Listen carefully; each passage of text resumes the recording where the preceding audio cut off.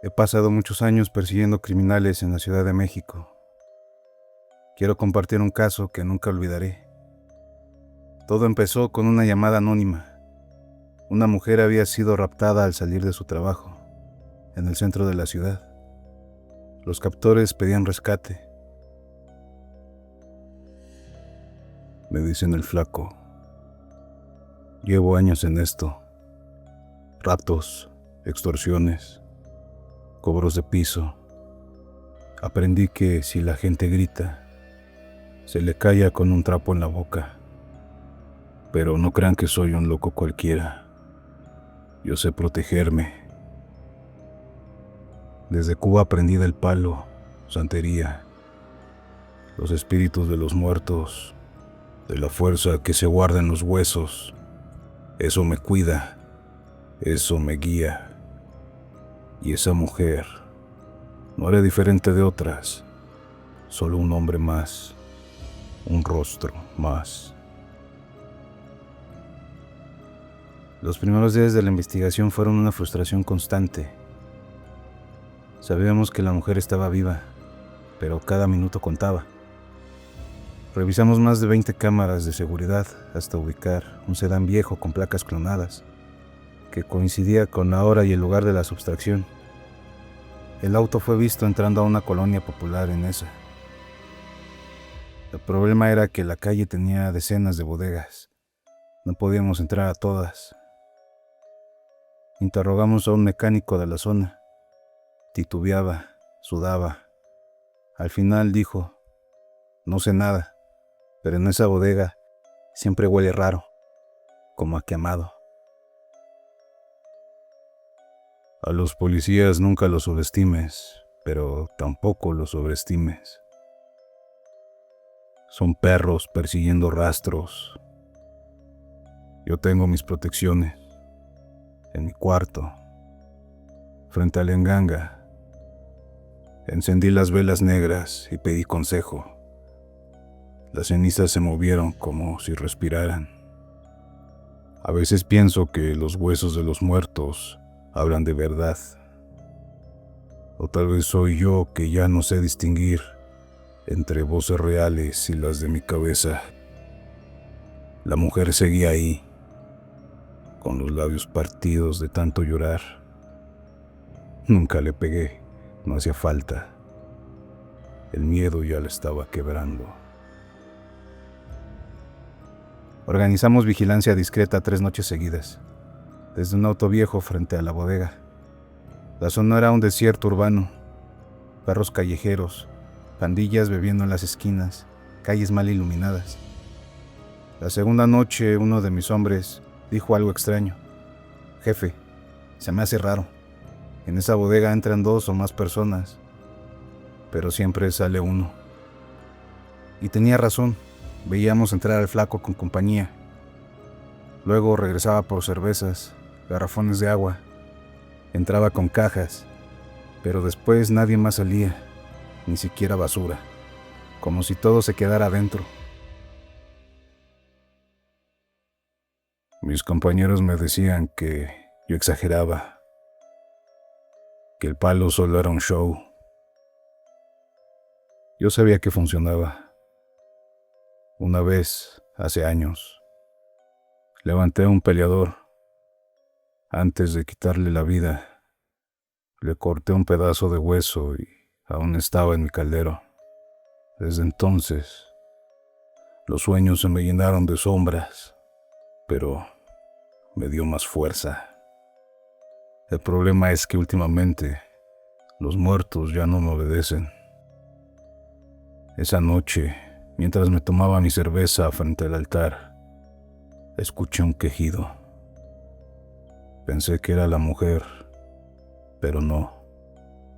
Venía del rincón oscuro de la bodega, un gemido bajo, como si alguien más respirara ahí.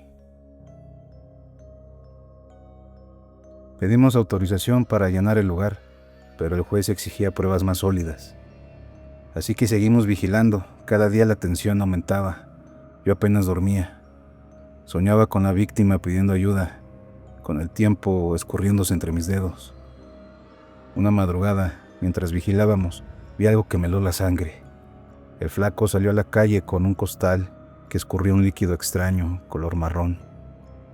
Lo arrastraba como si pesara demasiado. Lo metió a una camioneta y se fue. Lo seguimos a distancia. El trayecto terminó en un panteón. Desde el auto, vimos cómo abrió el costal y sacó restos humanos. Ese día tuve que ir al panteón. No me quedaba nada de fuerza en el Enganga. El espíritu de aquel peleador se estaba apagando. Necesitaba otro tipo de ofrenda. Caminé entre tumbas como un animal hambriento. Desenterré lo que pude y lo llevé conmigo.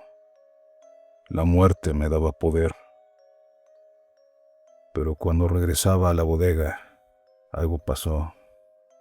Juraría que alguien me seguía entre las lápidas, no un vivo. Giraba la cabeza y no veía nada, pero sentía los pasos y la respiración detrás de mí. Ese fue el momento en el que tuvimos pruebas suficientes. El juez nos dio luz verde para entrar, pero no podíamos apresurarnos. Sabíamos que dentro había una persona en riesgo. La operación debe ser quirúrgica. Los días previos fueron una tortura. Cada segundo que pasaba, pensaba en la mujer. ¿Seguirá viva? ¿Cuánto más podrá soportar? Y entonces ocurrió algo extraño. Al cuarto día de vigilancia, mi compañero me dijo que había visto muchas sombras moverse dentro de la bodega, como si estuvieran teniendo fiesta. Sabíamos que nadie más, aparte del flaco, había ingresado en las últimas 24 horas. Esa noche lo presentí. Mis santos me lo dijeron. Vienen por ti. Yo estaba en la bodega, cuidando a la mujer. Ella empezó a rezar en voz baja, repitiendo oraciones sin parar. Le grité que se callara, que sus rezos no servirían. Pero algo en mí temblaba, porque mientras ella rezaba, el humo del altar se levantaba más espeso, como si alguien lo soplara. Cerré los ojos. Entonces los escuché, voces de los que ya no están, voces que me decían que mi tiempo se acababa. No era miedo a la policía, era miedo a ellos. El plan estaba listo. Entraríamos de madrugada, en silencio, aprovechando que la calle estaría desierta. Pero había una tensión en el aire. Algo que ninguno de nosotros decía en voz alta, como si supiéramos que, al abrir esa puerta, no solo enfrentaríamos a un criminal, sino a algo más oscuro. Yo nunca he sido supersticioso, he visto de todo, demasiada violencia, pero nunca había sentido tanta presión en el pecho como esa noche, esperando la señal para irrumpir. Y cuando la puerta se dio, entendí por qué.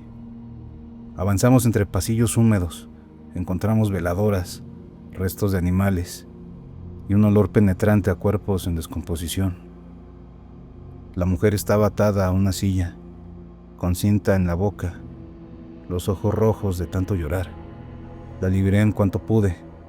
Ella me dijo llorando: "El hombre está loco, habla con los muertos".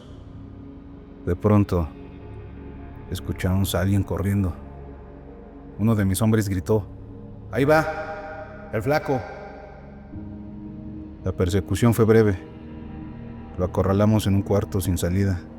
Él estaba temblando, no por nosotros, sino como si viera algo más, algo que nosotros no podíamos ver. Cuando me acorralaron, sentí que los huesos me pesaban. Las sombras me hablaban. Ya no eran mis aliados, eran mis verdugos. Veía los rostros de los que había afinado. de los que había privado de su libertad. Estaban ahí, en las paredes, en el suelo, en los rincones más oscuros de esa bodega. Uno me dijo al oído: «Ya no puedes huir», mientras reía. Los policías me gritaban que tirara el arma, pero yo ya ni escuchaba. No caí de rodillas. Ellos fueron los que me doblaron. Sentí a mis propios muertos que me entregaban. El flaco fue arrestado esa noche. La mujer que rescatamos sobrevivió, aunque marcada por los hechos. En el expediente se incluyeron las fotos de los altares, calderos con restos humanos y símbolos de santería, mezclados con palo mayombe. Durante los interrogatorios, el flaco se negaba a hablar de dinero o del secuestro. Solo repetía: «Ellos me siguen, no me dejan dormir». Ahora estoy aquí, en esta celda fría. Los barrotes me ahogan. Lo peor no es eso. Lo peor es que las noches no me dejan en paz. Cuando cierro los ojos, los escucho arrastrando sus pasos. Veo las caras de los que murieron por mi mano. No hay enganga que me proteja. No hay espíritu que me defienda. A veces me despierto gritando y los otros presos se ríen de mí. Pero yo sé lo que siento. Uñas raspando la pared. Voces gritando en mis oídos. Una mujer llorando toda la noche detrás de mí. Quizá la policía cree que ganó, pero no saben que mi castigo no está en esta cárcel. Mi castigo son mis muertos, que ahora me torturan todas las noches.